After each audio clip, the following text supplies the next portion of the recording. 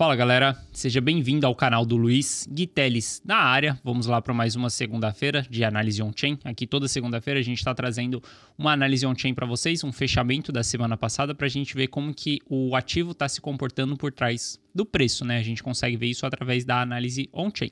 Se você não é inscrito no canal do Luiz, considere se inscrever. Aqui todos os dias da semana tem um mega conteúdo. O Luiz está todos os dias aqui e na segunda-feira eu também estou aqui trazendo esse conteúdo para vocês, beleza? Para quem não sabe, eu tenho o meu próprio canal. Meu canal é o Gui Teles, link está na descrição. Canal super novo, a gente tá com a meta aí de chegar em 700 inscritos, vai lá, me segue lá, a gente tem análise lá todos os dias da semana também, onde eu trago análise on-chain, trago análise de price action também, falo bastante de mercado, inclusive hoje também a gente vai ter uma análise lá, uma análise mais extensa no meu canal, beleza? Mas chega de enrolação, bora lá ver como que o preço tá se comportando aí, que é mais o que a gente quer saber, né? Olhando para os dados on-chain, cara, a gente continua numa movimentação bem saudável em termos de constituição de fundo. Para quem vem acompanhando os vídeos anteriores aí, sabem bastante que eu tô falando que a gente tá constituindo o fundo do mercado ali desde os 22 mil dólares do BTC.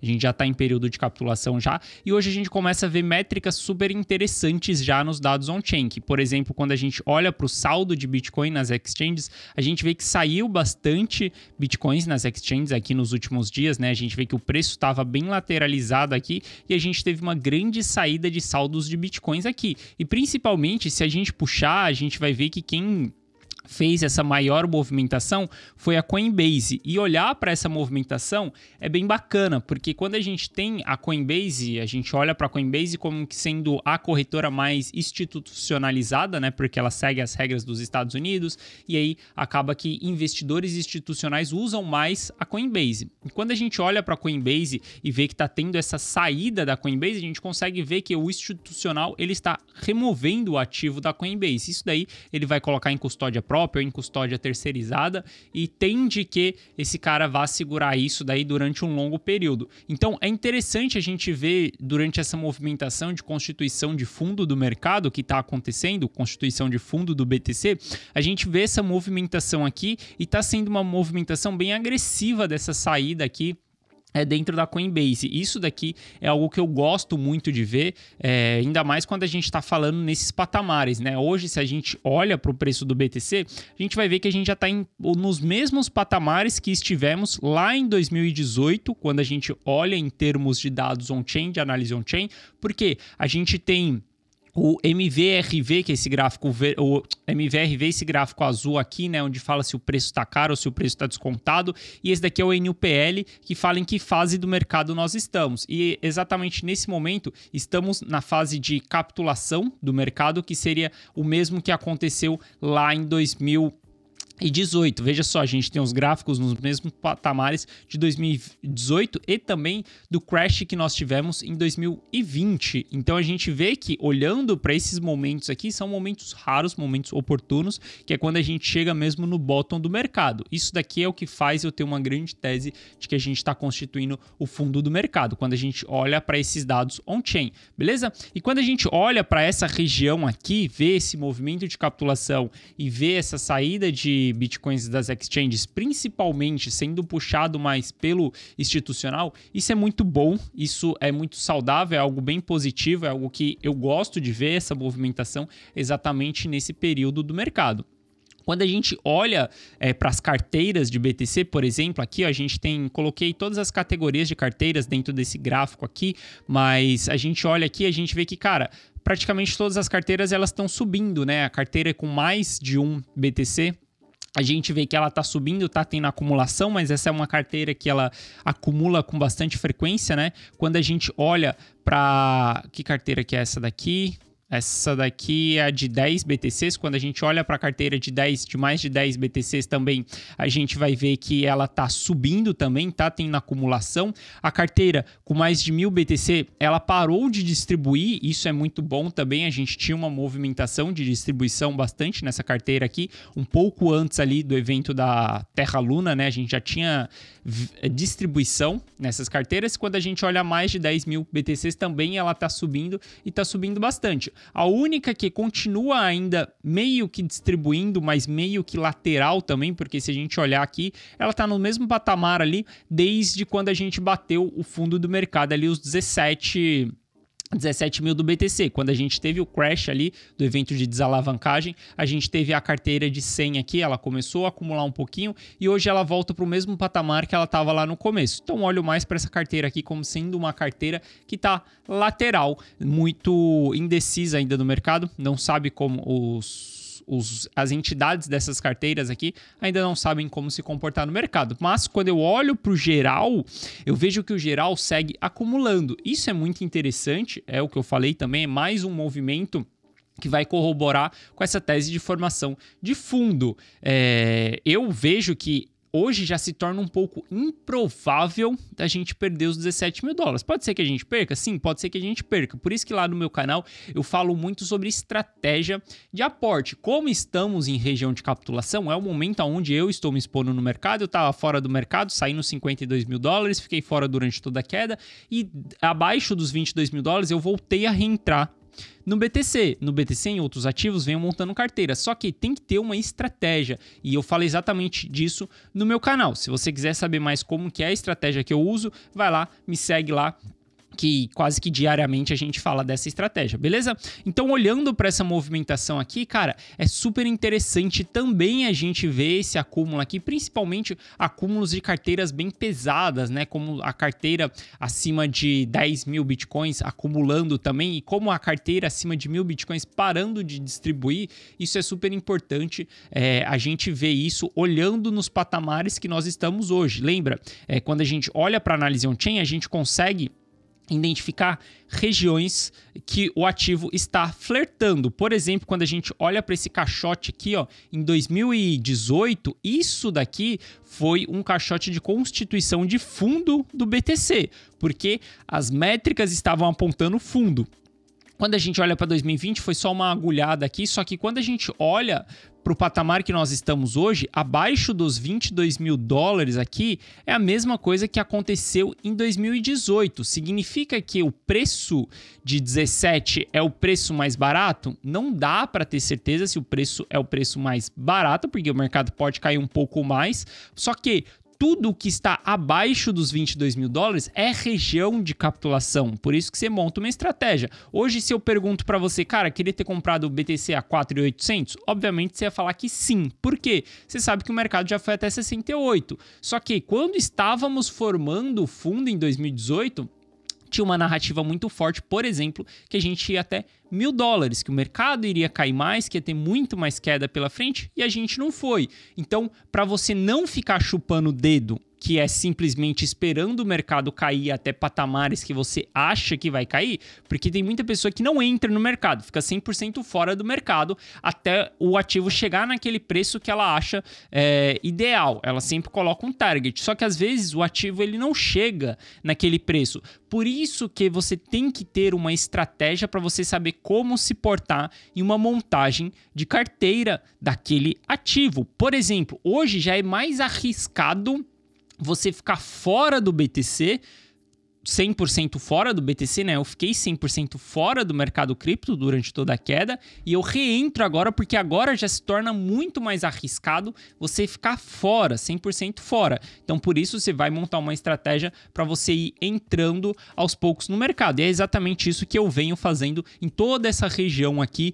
abaixo dos 22 mil dólares, me preparando para um próximo ciclo do mercado. E hoje eu vejo que sim, os 17 é improvável ser perdido, mas improvável não significa impossível, tá? A gente pode ter sim uma perda disso daí.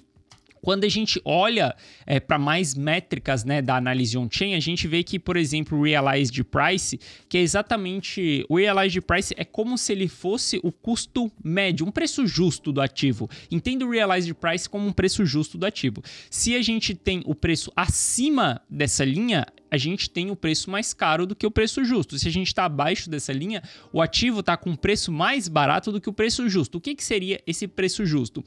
a gente consegue traquear a última compra da pessoa e a última, se ela está com ativo na carteira ou se ela fez a última venda, a gente consegue traquear tudo dentro da blockchain. A análise on-chain é exatamente olhar para dentro da blockchain, avaliar como que está a blockchain e tirar essas informações. As informações são extraídas de dentro da blockchain.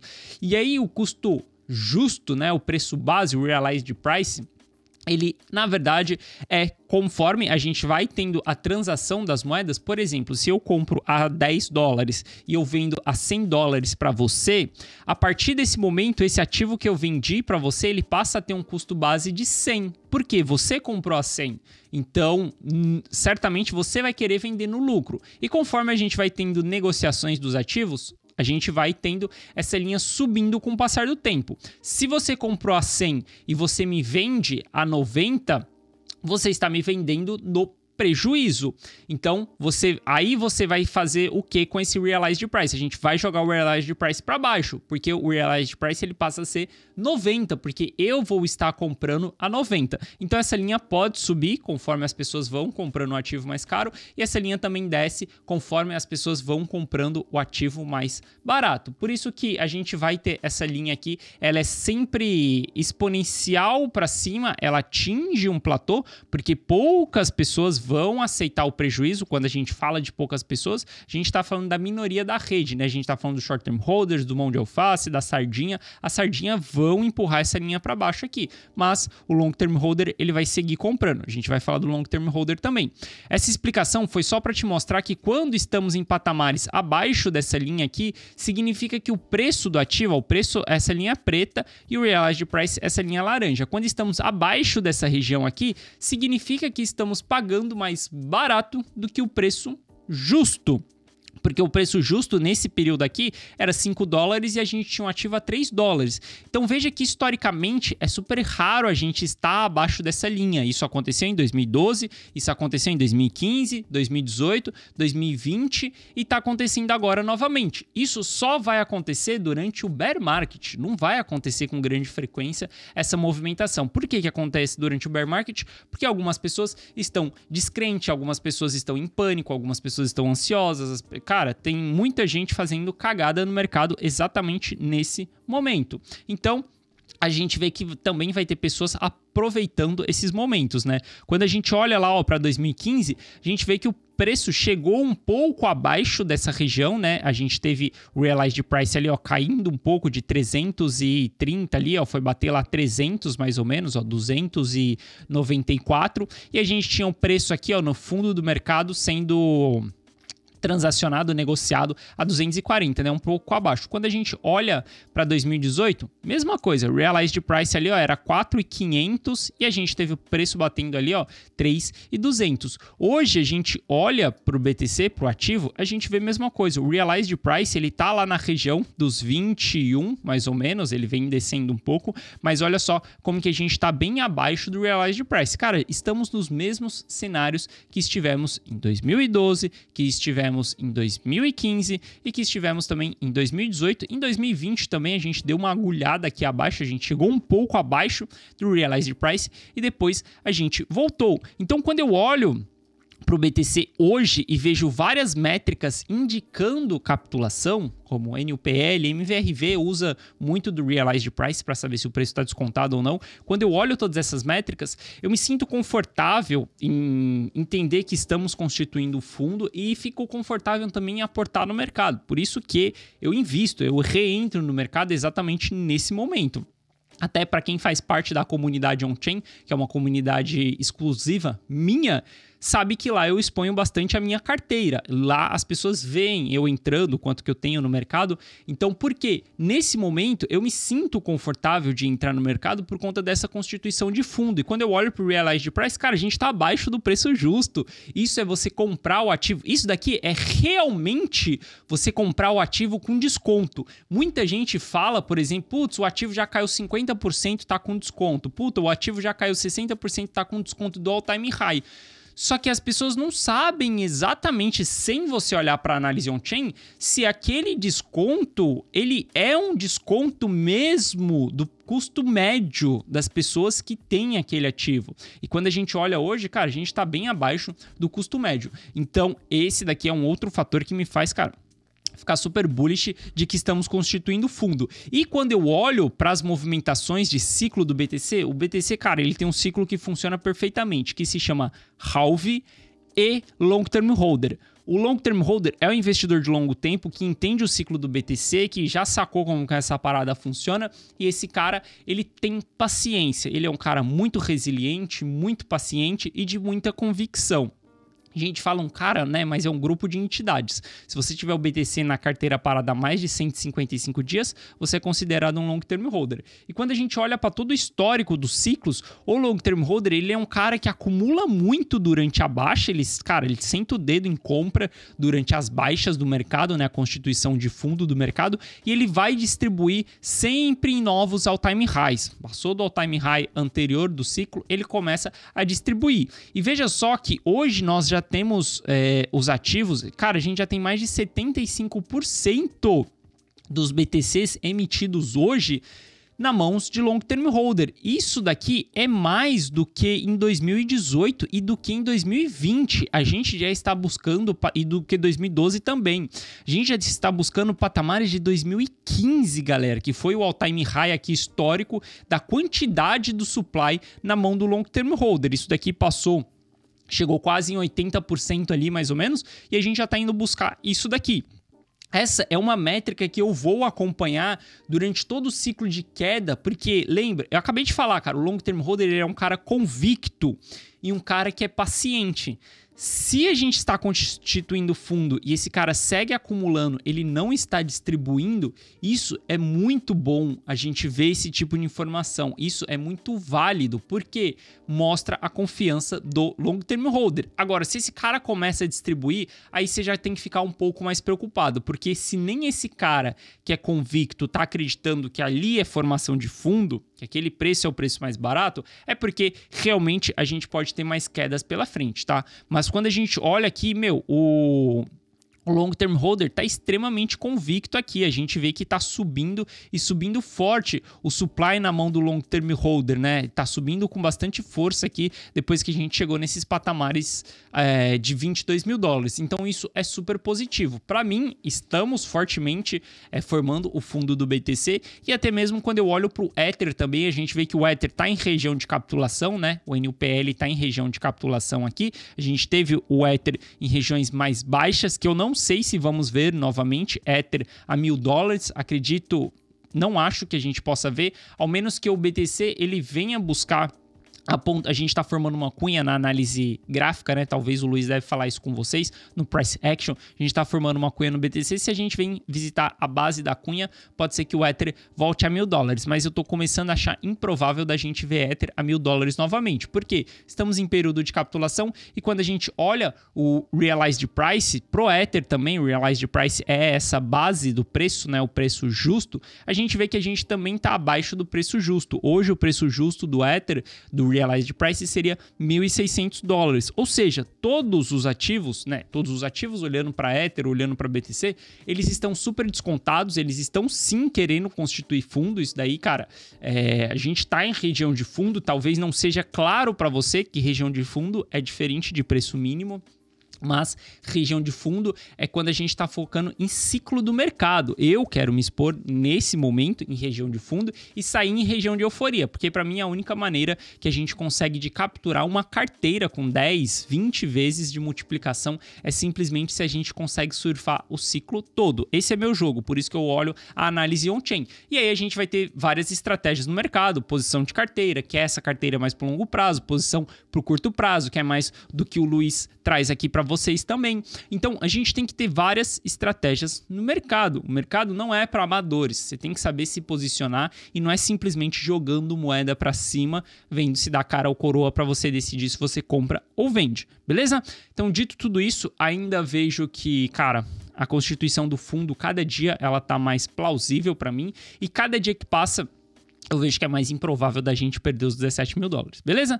Então é isso, galera, espero que vocês tenham gostado. Lembrando, eu tenho meu próprio canal, hoje vai sair análise lá, trago uma análise mais longa lá, uma análise mais densa, vai lá, me segue pra gente bater essa meta aí dos 700 inscritos também. E na próxima segunda-feira eu tô aqui de volta trazendo mais uma análise on-chain pra vocês, mas pra gente pensar nesse longo prazo em montagem de carteira. Um forte abraço e eu vejo vocês na segunda-feira, ótima semana a todos e tamo junto, valeu!